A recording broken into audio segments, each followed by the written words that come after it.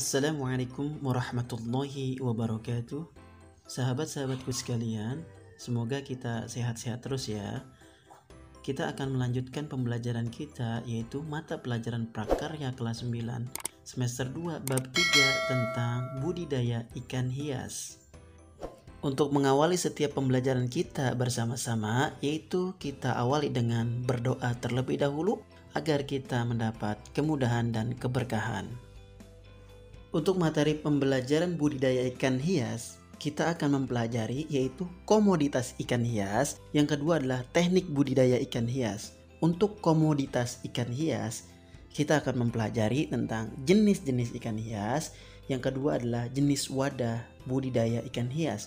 Sementara teknik budidaya ikan hias yang kita pelajari adalah persiapan wadah dan teknik pemeliharaan ikan hias. Untuk tujuan pembelajaran kita setelah kita mempelajari bab ini adalah: 1. Kita mampu menyampaikan pendapat tentang keragaman jenis dan wadah budidaya dan pemeliharaan atau pembesaran ikan hias sebagai ungkapan rasa bangga dan wujud rasa syukur kepada Allah Subhanahu wa taala, Tuhan yang Maha Esa, serta bangsa Indonesia. Kedua, mengidentifikasi jenis, sarana produksi dan teknik pembuatan wadah dan budidaya ikan hias yang ada di wilayah setempat berdasarkan rasa ingin tahu dan peduli lingkungan. Yang ketiga, merancang pembuatan wadah budidaya dan pemeliharaan atau pembesaran ikan hias berdasarkan orisinalitas ide yang jujur terhadap diri sendiri. Dan yang keempat adalah membuat, mempraktikkan, menguji, dan mempresentasikan pembuatan wadah dan pemeliharaan atau pembesaran ikan hias di wilayah setempat berdasarkan teknik dan prosedur yang tepat dengan disiplin dan tanggung jawab. Ikan hias di Indonesia tersebar di berbagai macam daerah yang beraneka ragam warna dan bentuknya. Semua itu merupakan anugerah dari Allah Subhanahu wa taala, Tuhan yang Maha Esa, yang patut kita syukuri atas keindahan dan keragaman jenis ikan hias. Berikut ini beberapa alasan mengapa kita harus membudidayakan ikan hias. Yang pertama adalah ikan hias memiliki beraneka ragam yang tersebar di berbagai macam wilayah Indonesia, baik ikan hias air tawar, payau maupun air laut. Yang kedua, memiliki pangsa pasar ekspor ikan hias yang besar. Ya, itu bisa mencapai negara Singapura, Cina, Hong Kong, Malaysia, Jepang, Korea Selatan, Amerika, dan Eropa. Yang ketiga adalah mampu menghasilkan devisa negara cukup besar. Hal ini merupakan peluang bagi pengembangan budidaya ikan hias di Indonesia. Berbicara ikan hias, maka kita harus mengetahui apa itu ikan hias. Ikan hias adalah jenis ikan yang memiliki bentuk tubuh yang unik, aneka warna yang umumnya dijual sebagai ornamen atau hiasan pada akuarium. Contohnya adalah ikan koi, neon, tetra, koki, cupang, dan gupi, yellow tanks, blue tanks. Ya. A. Komoditas ikan hias. Indonesia merupakan negara yang banyak mempunyai berbagai macam ikan hias yang tersebar di berbagai macam wilayah. Di antaranya adalah ikan hias air tawar. Terdiri dari lebih kurang 1.100 spesies ikan hias air tawar. Nah, Indonesia memiliki 400 spesies. Di antaranya 90 spesies dibudidayakan secara luas di Indonesia. Berikut ini adalah beberapa kelebihan budidaya ikan hias air tawar. Di antaranya: 1. Mudah dibudidayakan. 2. Fasilitasnya murah. 3. Bisa dikembangkan di rumah tangga secara mikro. 1. Koi atau Cyprinus carvio L. Pertama kali ikan hias ini diperkenalkan di Jepang, mengembangkan dari ikan mas. Ikan koi merupakan ikan hias air tawar. Dia dipelihara di kolam, bukan di akuarium. Warna-warni ikan koi menjadi daya tarik tersendiri. Dia juga memerlukan ruang gerak yang luas serta mudah dalam pergerakannya. Makanya dia dipelihara di dalam kolam, bukan akuarium. Yang kedua adalah cupang. Nama latinnya Betta sp. Dia jenis ikan air tawar Hidupnya endemik di Indonesia dan Asia Tenggara. Habitat asli dari ikan cupang yaitu rawa-rawa daerah tropis. Hidupnya di air yang jumlahnya sedikit dan oksigennya minim. Makanya dia bisa disimpan di dalam toples yang sedikit aerasinya. Cupang ini jenis ikan hias dan juga ikan aduan. Dia berkembang biak dengan cara bertelur. Telurnya menempel pada substrat seperti akar tanaman, daun-daunan, dan serabut rapia.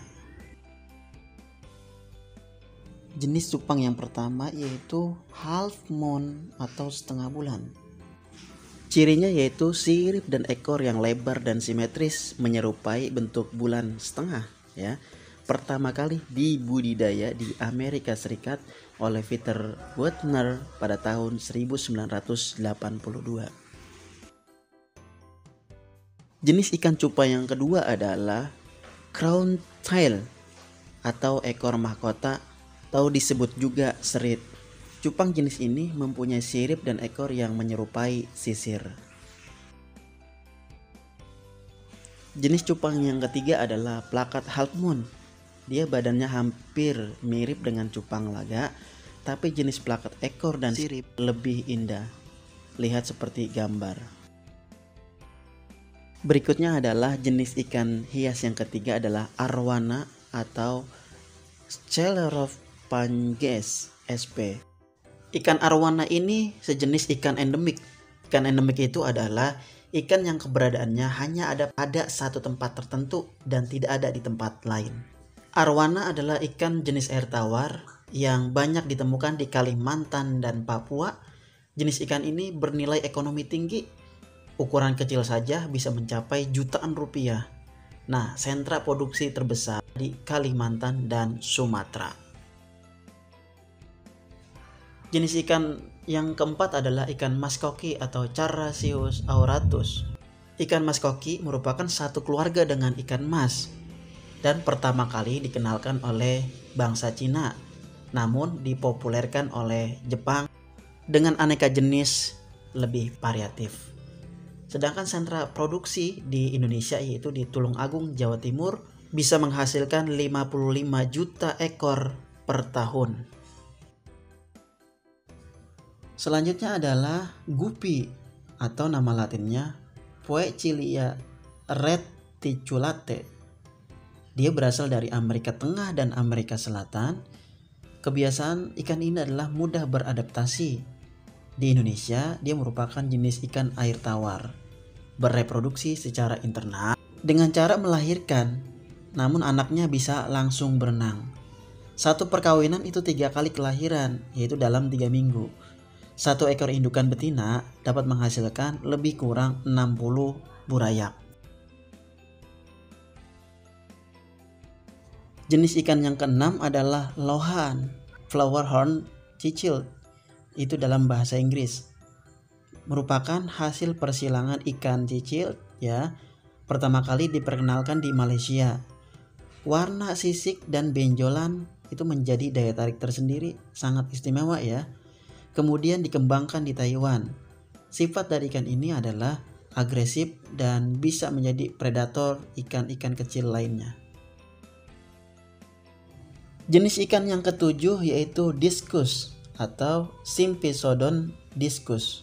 Dia berasal dari sungai Amazon. Bentuknya yaitu mirip dis, makanya disebut dengan discus. Sifatnya itu tenang, pergerakannya lambat.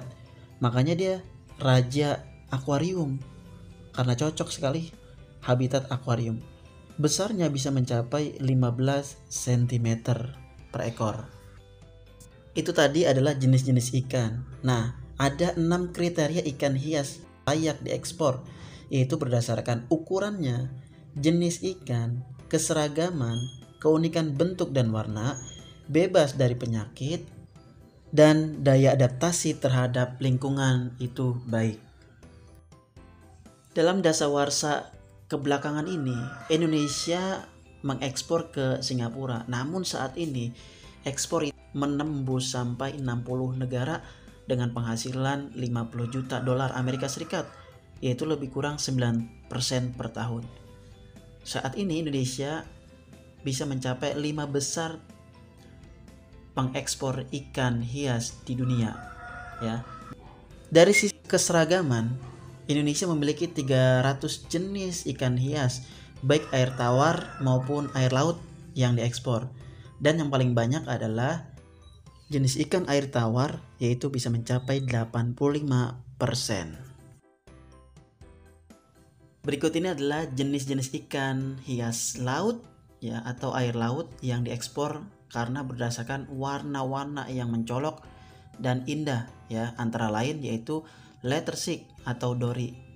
Ikan ini membutuhkan banyak ruang dan hidup di karang ya dengan kedalaman bisa mencapai 40 meter. Dia menyukai arus deras ya. Kalau di akuarium tentunya harus diberi banyak batu karang dan banyak air sesuai dengan habitatnya di laut. Jenis ikan berikutnya yaitu yellow tanks. Jenis ikan ini termasuk herbivora, yaitu pemakan tumbuhan ya. Berasal dari Hawaii, Amerika Serikat. Ini bisa dipelihara di akuarium. Ikan ini cukup tangguh, tidak mudah terjangkit penyakit. White spot, ukurannya kecil, namun butuh ruang gerak luas karena ikan ini bisa berenang puluhan kilometer setiap harinya untuk mencari makan di habitat aslinya yaitu di laut. Jenis ikan berikutnya adalah clownfish. Dia hidup di perairan tropis dangkal ya, bersimbiosis dengan anemon pada habitatnya. Jenis ikan itu termasuk omnivore, yaitu pemakan segala. Dia memakan larva, krustacea ya yang parasit pada anemon dan alga. Sifat jenis ikan ini agresif dalam menjaga daerahnya atau teritorinya. Jenis ikan berikutnya adalah butterfly fish ya.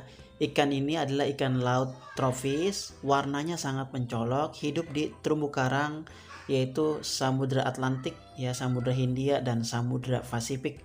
Ukurannya bisa mencapai 12 cm sampai 22 cm. Spesies terbesar ikan ini adalah yaitu butterfly fish berlapis dan butterfly fish pelana, yaitu ukurannya bisa mencapai 30 cm atau 12 inci. Pola warnanya itu sama seperti sayap kupu-kupu dan bentuk tubuhnya lateral sempit. B. Sarana dan peralatan budidaya atau pembesaran ikan hias, yaitu terdiri dari 3 macam, 1 bahan, 2 alat, dan ketiga adalah wadah. 1 yaitu bahan terdiri dari benih, air, pakan, dan obat-obatan. A. Benih. Benih itu adalah anakan ikan dari mulai menetas sampai ukuran tertentu. Ikan yang akan digunakan untuk kegiatan usaha budidaya berikutnya. Pada fase pembesaran biasanya memulai pemeliharaan dari ukuran benih yang digunakan yaitu berumur 7 hari. Dipilih benih yang sehat yang memiliki kemampuan berenang dengan gesit dan lincah. Berikutnya adalah air. Air mempunyai peranan penting dalam kegiatan budidaya, yaitu kualitas air dapat diukur dari pH-nya, suhunya, salinitas, dan kecerahan. Kisaran pH yaitu 6-8, suhu 25-32 derajat Celcius, salinitas 0-5 ppt atau air tawar, 6-29 ppt. Untuk air payau dan 30-35 ppt itu untuk air laut. Kecerahan terlihat dari jumlah cahaya matahari yang dapat menembus badan air. Berikutnya adalah pakan. Pakan merupakan sumber energi dan nutrisi untuk pertumbuhan ikan. Pakan yang dapat diberikan berupa pakan alami dan pakan buatan. Pakan alami adalah organisme yang berasal dari alam. Pakan alami yang digunakan untuk pakan ikan hias dan benih yaitu plankton, yakni organisme yang hidup melayang-layang dalam perairan. Plankton yang bersifat nabati disebut phytoplankton dan plankton yang bersifat hewani disebut zooplankton. Contohnya phytoplankton yang sudah dibudidayakan adalah Eigillena, Tetraselmis, dan sebagainya. Sedangkan zooplankton yaitu berupa Moina, Rotifera, dan Daphnia. Pakan alami akan tumbuh pada kondisi perairan yang subur, sehingga perlu dilakukan proses pemupukan atau penambahan probiotik pada wadah budidaya. Sedangkan pakan buatan diolah dengan formulasi tertentu, ya, seperti pelet. Bahan yang terakhir adalah obat-obatan. Pada proses pemeliharaan sangat memungkinkan adanya penyakit, maka dibutuhkan obat-obatan untuk menjaga vitalitas dari ikan hias kita. Jenis obat-obatan itu diantaranya yaitu metilen blue atau mencegah jamur, kalium permanganat mencegah jamur, malasid green mencegah parasit golongan protozoa. 2 yaitu alat-alat yang sering digunakan dalam budidaya ikan hias yaitu 1 penggaris, 2 serokan, 3 alat sortir, 4 timbangan. B. Instalasi aerasi. Selain wadah yang baik, kita juga harus memperhatikan instalasi aerasi, ya. Aerasi itu jangan terlalu kencang, maka ujungnya diberi batu aerasi. Aerasi bisa diatur dengan menggunakan keran aerasi.